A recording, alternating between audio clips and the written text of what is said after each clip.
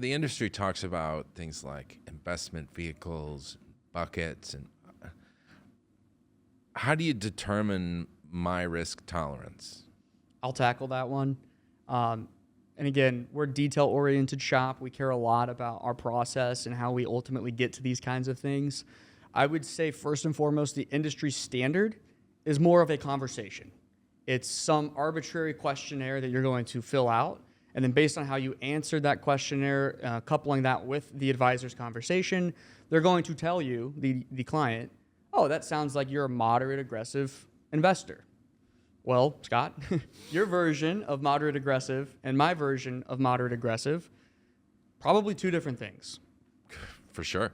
Who knows, right? Right. I have a passion for this. I've done it my whole career. Maybe you're not as interested in it, and so for you, it's like moderate aggressive. That seems kind of risky out, I'm not sure.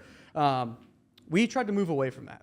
So we've incorporated new technology into our process that allows us to truly quantify what your risk tolerance is. And so it's a similar questionnaire like the one you would have taken back in the day on paper. Mm-hmm. Answer this 1 through 5 based on your numbers, add up the numbers, and that kind of tells you where you fall. The beauty of our technology is essentially that you answer the questionnaire, Scott, let's say it comes back at a risk score of a 60. Well, that's a quantifiable number. You can feel good to know that your risk tolerance is a 60. The question you probably have for me is, Ryan, what does a 60 mean?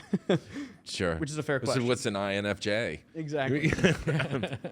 The beauty of what we do with our technology is we can take your risk tolerance through our questionnaire, quantify your risk, and then align a portfolio to that risk score. Oh. So if you scored a 60, for instance, in the example, we could go out there as advisors and build you a portfolio that has a 60 risk tolerance.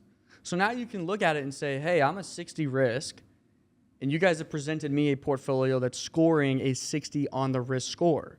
So now your risk tolerance and your portfolio risk are actually aligned versus the before conversation, which was, I think you're a moderate aggressive investor, and you look at me and say, okay. What does that even mean? Exactly, right?